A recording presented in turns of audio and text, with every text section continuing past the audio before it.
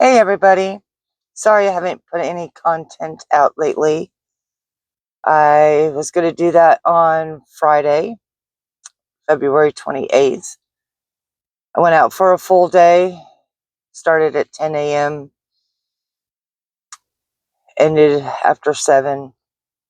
Was having an amazing day. Amazing. Was making really good money and made $147 that day. My last order was a Taco Bell order with a Dollar General shopping order, and well, I didn't know, but it was going out to Lampe. Lampe's kind of far out. Either way, DoorDash maps really screwed up, and it should kept me on the highway, and it told me to turn on to this one road, and before I knew it, it was so pitch black. It was a dry creek bed. Literally a dry creek bed. When I saw what was coming up, I was like, stop, no, let's try reverse. I was stuck. I had to go through that dry creek bed. There was no way to get out of the situation. Needless to say, it got me lost. It is so pitch black out there. I almost freaking died in the dry creek bed. I got out of it, thank God. Thank God. But the roads are so messed up out there. Nothing but dirt roads. And finally, the customer called me. Where are you at? I told them. They're like, okay, we're going to try to help you get out of this. And they managed to get me out of it, but not before I hyperventilated. I was crying. I was so shaky. My mouth was so dry. I sweated like bullets. And I couldn't call DoorDash because even the customer was having problems keeping in touch with me. They'd get 3 or 4 sentences out and the signal would cut loose. Man, I'm like totally embarrassed because I can't even keep my eyes on the camera. It was humiliating, and it's hard to even tell you guys this. But this is something DoorDash needs to correct. Keep the person on the highway for as long as possible. Not these back-ass roads where it's dangerous. By the time I got hold of DoorDash, I was coming up on the customer because they put me on hold, of course. You know, they kept saying, to connect you to the right person, please give us a description, you know, of how we can better help you. Finally, when I got an agent on the phone, he was like, oh, well, I'm sorry. Why didn't you call us? And if you felt unsafe, I'm like, because I had no connection. Like, oh my God, I had no connection. So I get out of the car because the people were waiting outside. And I gave them the stuff. I told the agent, please hold on. I made it to the customer. By this time, by the way, they had canceled. DoorDash had canceled the order. So I'm like, crap. I'm delivering this order regardless. So I made it there. Of course, I go to step out of the car to give the customers their food and their shopping order, and I about collapsed. I was so shooken up. I couldn't even form words because my mouth was so dry. Speaking of which. And they were like, we are so sorry. Here's an extra cash for your tip. Which nothing against the customers, but $10 more doesn't compensate this horrible, horrible experience. So they advised me, when you go out this way, stay on this road. It's really curvy. Be careful. I'm like, I appreciate it. Thank you. But while I was on the phone with DoorDash, and I'm telling them about this dry creek bed problem, they're like, "Oh, we're so sorry." They don't give a rat's rear end. But the customer was, the customer was so mad at DoorDash, not at me. He felt bad for me. He really, really, really felt bad for me. They were young. I wouldn't call them kids. They were younger adults. He's screaming at DoorDash, "How effing dare you take this woman on a dangerous road? I want a complete refund because of your screw up." I'm going, oh my God, he's going to get me deactivated. Please, no. But he smiles and winks at me. Let me know it's not my fault. So I get in the car and I leave, and all the way home, I'm breaking down. I'm crying.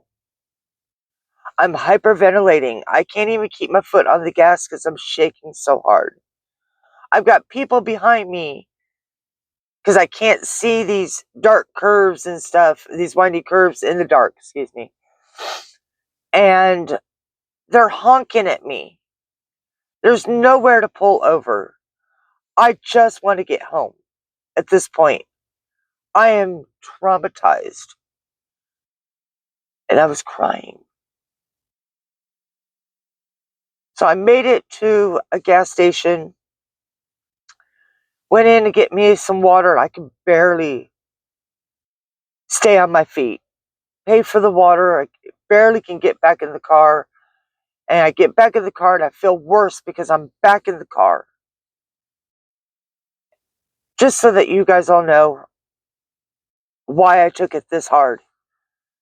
Back in 1999, I was in a major car wreck. Coming home from an overnight shift at Walmart. Decided to take a new way home. Everybody told me it was a great way to take home. Wasn't so great.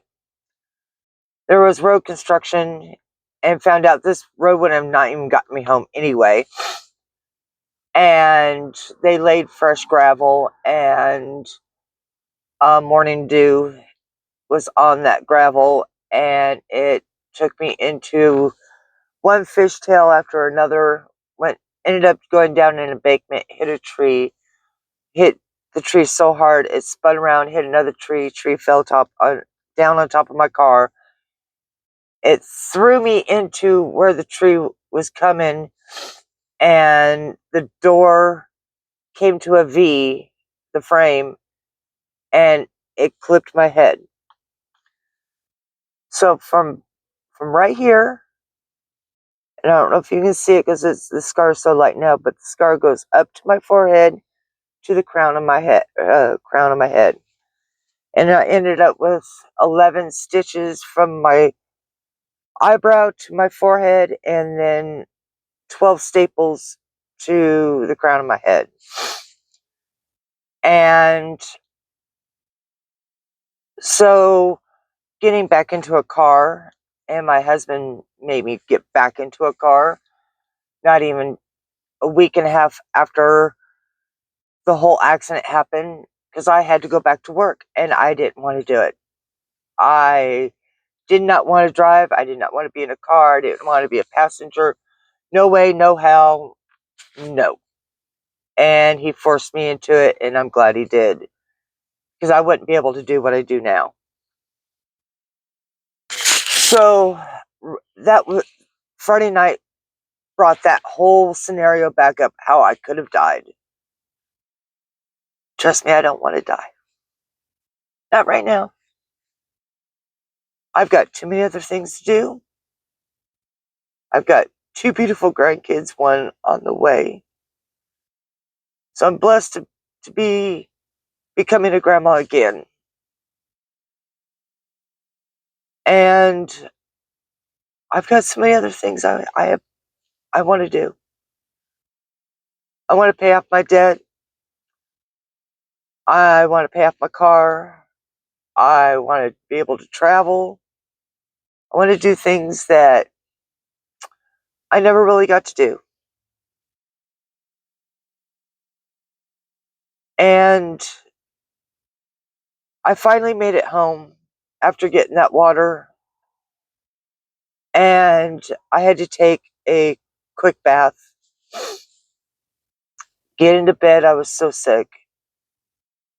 Saturday morning, I get up to go to work, and I got dressed, and my body wasn't feeling good as it was. It was still shaken up.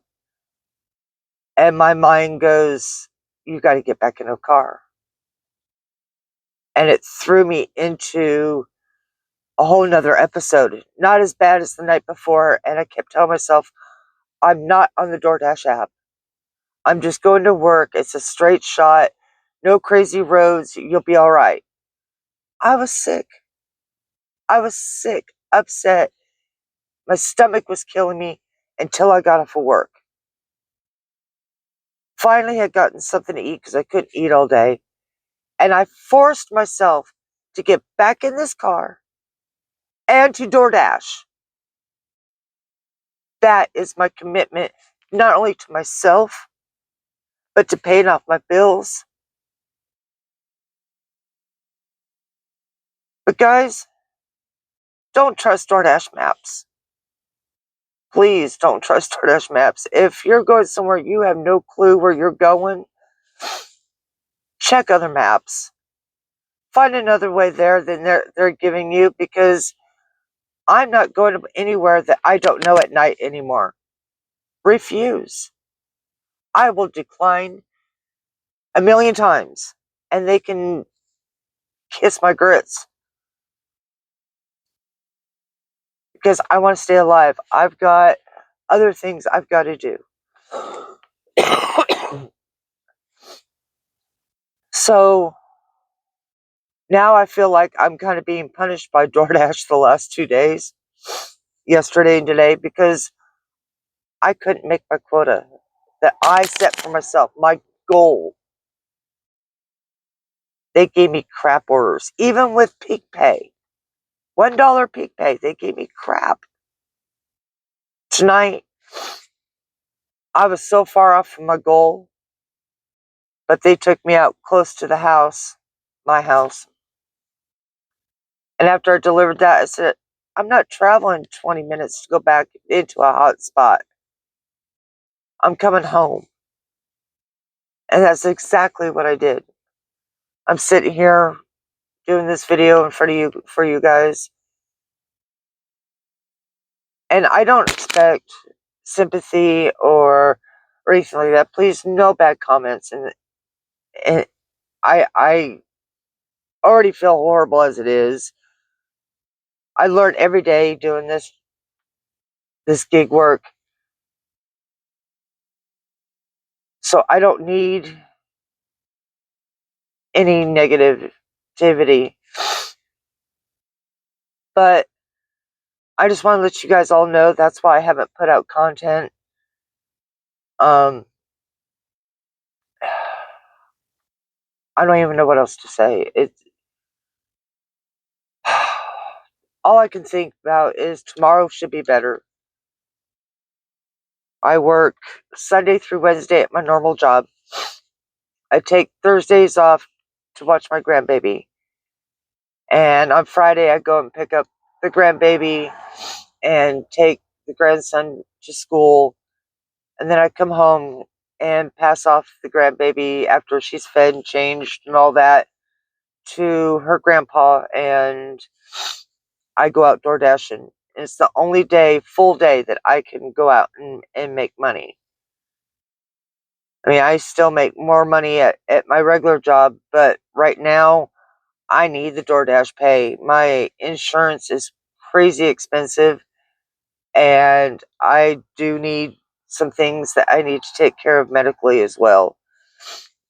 I don't. My eczema is been flaring up. I need to go see a dentist. So anyway, I just wanted to let you guys all know what was going on. I'll get this edited real soon and out. But I just wanted to let you guys know, be careful out there, be safe. We have a great community amongst ourselves. And,